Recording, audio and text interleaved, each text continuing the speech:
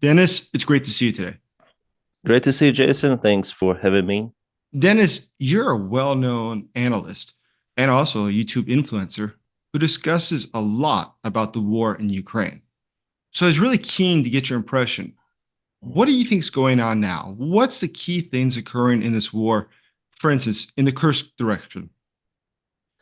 Yeah, it was really unexpected that, as for me and many other analytics, that the Ukraine started this offensive maneuver into the Russian territory, crossing the major red lines as Russia put them, and Putin himself personally. Uh, I think all of the analytics, especially from the West and also from the Russian side, didn't expect this maneuver from Ukraine. From the tactical perspective, from what we see, it was very successful. Like Ukraine took lots of the territories, lots of the villages. It was a blitzkrieg attack, as we might say. From the beginning of this full-scale war, there was not no such fast propulsion from the Ukrainian side. Well, probably in 2022, then Ukraine started the liberation of the Kharkiv Oblast. We saw it for the first time, but since that, the movement of the Ukrainian army was here and there, just limited. The Kursk operation showed that the Ukrainian army is still capable to get the ground very fast.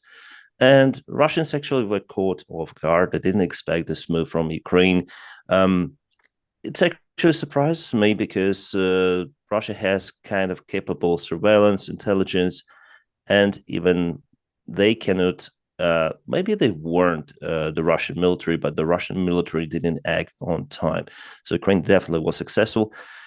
Still, Ukraine has limited capabilities, resources compared to the Russian war machine. That's why Ukraine is limited also in the Kursk Oblast right now. So Ukraine gained the territories in attempt. Well, the reason for this operation is yet not fully known for the major public.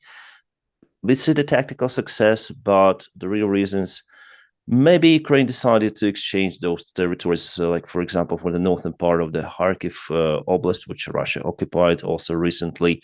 Maybe it was, as President Zelensky said, it's creation the gray area to avoid the attacks, for example, on Sumy Oblast. So the real reasons are yet not shown to the public. But from tactical, we see the big success from the Ukrainian army. Recently, Russia gathered their resources there, their troops, and they started their attack. Some say about 60,000 troops are now joining the counterattack efforts against the Ukrainian army in Kursk region. But even now, Ukraine tries to counterattack the Russian counterattack. They entered the Kursk territory from the other spot, and there is the risk for the Russian army now being encircled on the southern part of Kursk in couple of the settlements. So they slow down their counteroffensive from what I see for the last couple of days. So within Kursk itself, what do you make of the conditions? Ukraine has already successfully taken a lot of POWs from the Mhm. Russian military who've decided not to fight, but just to give up. How Mhm. do you read that? How do you read the morale overall within the Russian army? I think it played a very bad role for the morale of the Russian army and for the Russian public in general. We saw also the conflicts between the Russian army. We saw conscripts taken imprisoned by Ukrainian army, and that influenced a lot. I mean, in Russian society, to lose conscripts, it means it also means the bad stuff. You know, conscripts, they're nearly 18 years old, 19 years old, and now they are kept in custody in Ukraine. So obviously, it lowers the morale not just of the Russian army but of the Russian society. I also sometimes monitor the Russian set channels, and they were very happy that they entered, for example, the Kharkiv region. They expected the same operation as they started in 2022. I mean, the full-scale war, that they would take the part of the Kharkiv Oblast, the vast part, and they will go to Kharkiv, but they were slowed down, they were stopped. Instead, Ukraine started more successful operation, taking, some say, like 2,000 Russian troops as prisoners. And definitely there was the conflict between, for example, Kadyrov army and the Russian military command. They start publicly even blame each other. Like Aludinov, the commander of the Ahmad battalion, recently stated that. So at first they didn't admit that that Ukraine took the prisoners, but now they say that okay, we will not take out our prisoners who give up to Ukraine voluntarily. That's what they recently said. So now they start to admit that even Ahmad soldiers were taken by Ukraine, and they also blame the Russian military command for the wrongdoing for leaving the Ahmad soldiers at those positions that are vulnerable. Um, so it's not Ahmad, it's the Russian command. We see the open conflicts there, but now Russia tries to emergency again counterattack operation. They want to seize this Ukrainian fire that now going in Kursk. So in fact, this operation for now, for this hour, for this day, is still a success for Ukraine, the tactical success. So within Russia itself, I'd be very curious what you think. People increasingly seem to not support the war or to have become tired of the war. They no longer seem to identify with it. For instance, I was really surprised when Prigozhin last year went to Rostov, the number of people who greeted him in the streets. They gave him food, they were excited to see him, they were giving him hugs. And we see in Kursk, the local populations don't appear to be scared of the Ukrainian soldiers. In fact, they often greet them in Ukrainian. So overall, when you look at within Russia, do you think that support for the war is going down, or what's going to happen next? Well, according to like independent statistics from the Russian opposition or even neutral, more or less, media sources, definitely the support for this war drops every year, every month, and the Kursk operation also played a role in it. However, still, we understand that the majority of the Russian society, calmly or not calmly, do support the Russian regime. We did not see the riots in Russia. We didn't see. So the society is generally, it's my opinion, it's silent about the case mostly. Prigozhin's attempted coup, showed that the Russian regime is not as strong and not as robust as Russia wants to present it. Putin wants to present it. It looks very strong on the Russian TV, but if there is some instability, there are huge risks for the regime. That's why Russia tries to avoid it. I mean, they call for example, the Kursk operation of Ukraine a situation. They don't want to show the society that something is definitely wrong. It's like some situation happening, like flooding. They call it also a situation, but in fact, it's a great disaster for Russia. And then Ukraine started this operation in Kursk as an example again because there are 200,000 civilians that Russia now has to accommodate in some other regions. 200,000 civilians fled the southern part of the Kursk region, not just the areas which were taken by Ukrainian army, but further away, like Lvov, Rilsk cities, Kurchatov with a nuclear power plant. So people left those areas because they're afraid to stay under Ukrainian control. Because I think they're afraid not Ukraine, but Russia, because Russia liberates their cities usually with artillery and heavy aviation bombs. That's also the concern, like for the locals. And locals, indeed, they greet Ukrainians because they don't see the situations like Russia did, for example, in Bucha, Irpin, and Kyiv with all of those massacres. So I haven't seen any cases reported about Ukraine behaves like that on the Russian territories. So we saw lots of the videos that Ukraine provided, even humanitarian help and evacuating locals to its own territory. But obviously, if locals evacuate to Ukrainian territories, if they show on the cameras, it will create the threat for locals themselves because the Russian regime sees those as some sort of the traitors. So you argue that Russia might be, in fact, even weaker than what many people think. And what's interesting, I think, is that Ukraine also believes so. Hence why they've explained one of the objectives of the Kursk operation was put pressure on Moscow. and to create a paradigm shift about what this war is about. Hence why Ukraine is also continuing drone strikes on Moscow. How effective do you think that will be if the elites, those who live in Moscow, start to feel the war and see the war more often? Well, actually, I don't see this war to be over without increasing the pressure on Moscow itself and on the Russian territory. Without it moving to the Russian territory, well, Russian regime actually secured, like in previous conditions, if the Russian original territory is not under the threat, Russia is free to act on Ukraine. They are not risking anything. But if something goes wrong on their territory, it creates tremendous risks for the Russian regime and Russia itself. So actually, it's a great step forward in this entire war. At first, red lines were crossed, like Ukraine is the first country which attacked a nuclear superpower country. And also, definitely, it creates the direct threat for Russia. And if we speak about the long range weaponry, it adds, it escalates for the good side for Ukraine. Like Ukraine will be able to hit the Russian supply lines, not just the Russian military airfields, but Russian supply lines. So Russia will understand that it would need tremendous resources to continue its, as they call, special military operation in Ukraine. So it will not be left without the punishment, let's say. So definitely it's a good step forward, I think, for Ukraine, this Kursk operation in general.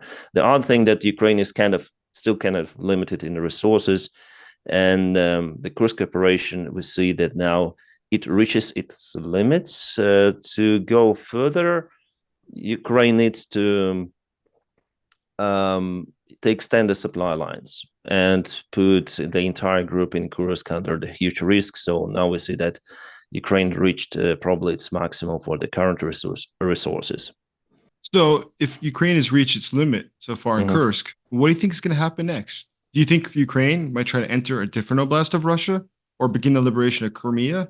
Or do you think they're just going to try to hold Kursk for as long as they can? I think Ukraine will try to hold Kursk for now. The Ukrainian General Command knows, I think, better than me. Well, I think that Ukraine in the future will continue to make those kind of the operations, including occupied Crimea. We saw already the attempts of Ukraine to perform the landing operations in Crimea. I think it could be the preparation for something bigger. It's my idea also that Ukraine might start the separation, but I don't have any kind of the evidence. It's my speculation.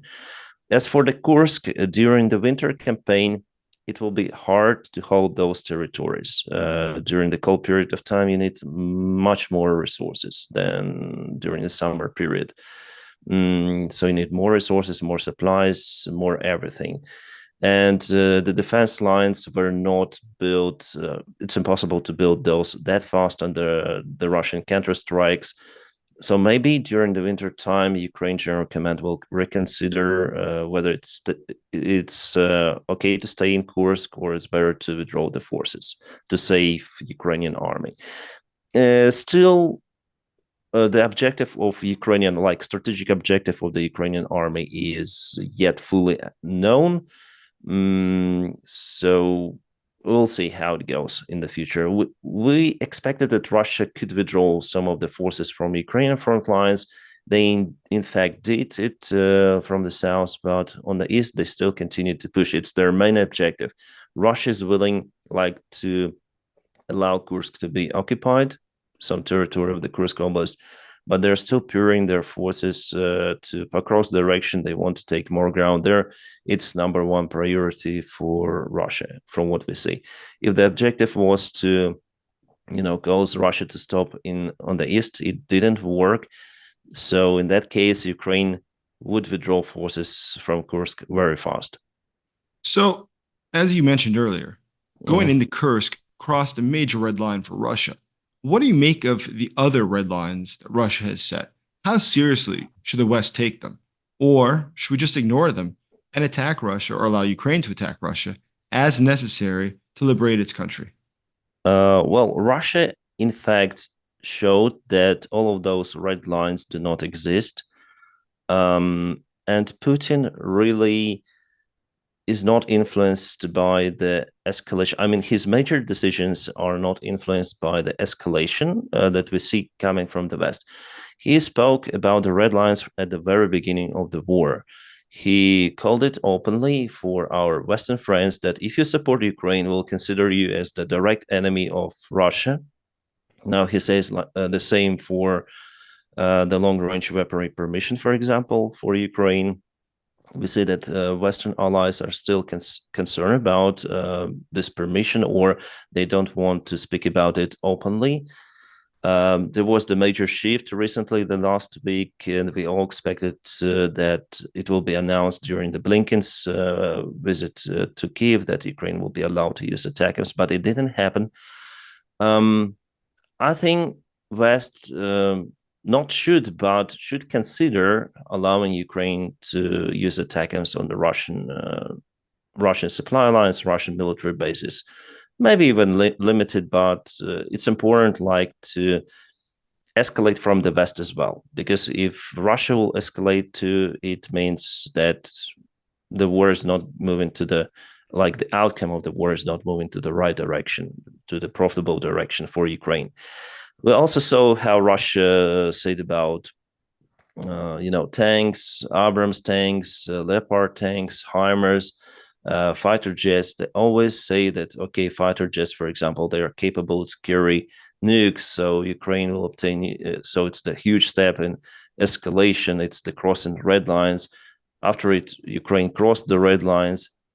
Also remember the strikes on Crimea, how Russia said, like, if Ukraine strikes the Russian territory, we also heard from the Medvedev, the ex-Russian president, and Russian Security Council secretary. So Ukraine always escalates, like if you check out the history. And definitely it's the permission to use ATACMS and Storm Shadow Scalp is just one more of those red lines that will be crossed, I think, in the coming months. Maybe not under the current White House administration, but we'll see it in the coming months. So, overall, though, how do you think things are going for Ukraine? And ultimately, how do you think this war will end? Well, even for me, it's kind of hard to say if how it's going to end. I understand that Russia is incapable to occupy like all of the Ukrainian territory. Um, we heard recently about that many of the countries want to step in as moderators in the future peace agreements, like Turkey. We heard some of the rumors from even the Germany wants to provide its own peaceful peace plan. China, Brazil, I know many countries they want to step in as mediators, but we also see that the Ukrainian government is not willing to negotiate at the current status, like to give Russia the territories, because it will lead us to the old Minsk agreements, just with more territories occupied by Russia.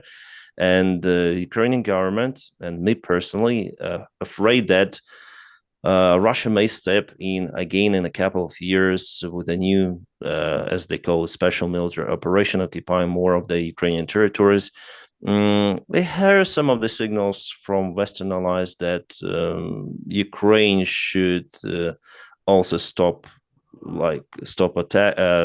resisting against the Russian attacks and give the part of the territories, maybe not recognized, but to leave those under the Russian control for some time.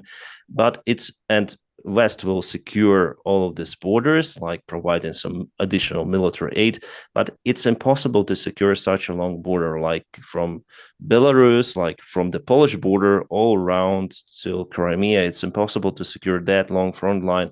And no matter how much money you'll spend for defense, Russia will be able to break through at some point.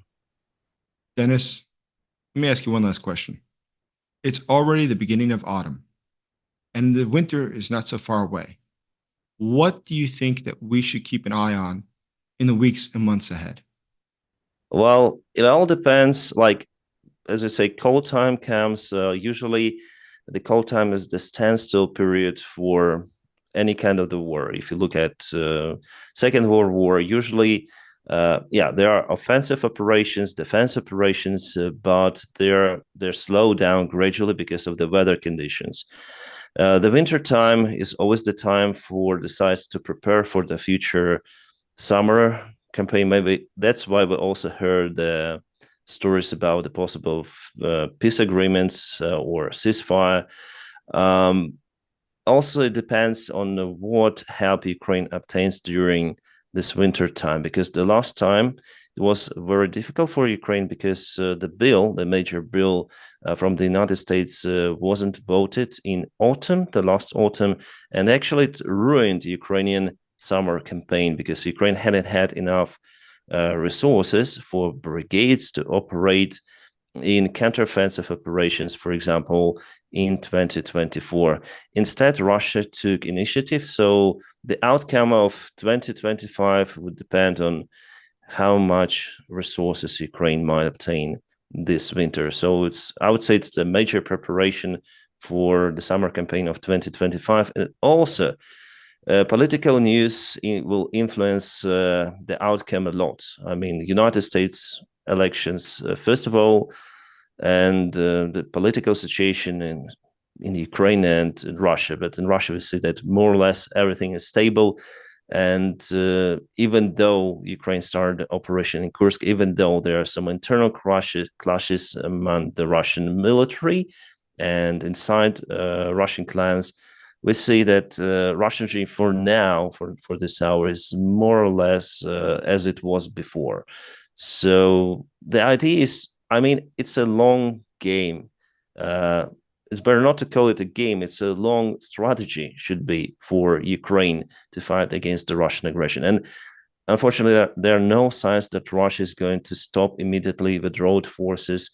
You heard the demands of the Russian Federation for Ukraine to even start the peace agreements. Yeah, Ukraine should give up Zaporizhia, Kherson, Donetsk and Luhansk Oblast to Russia, should leave those territories for Russia. So honestly, I don't see this war to end in a coming nearby perspective, let's say, in profitable way for Ukraine. That's why probably Ukraine will continue to push in 2025, continue to resist, and it also depends on the efforts from our allies mainly.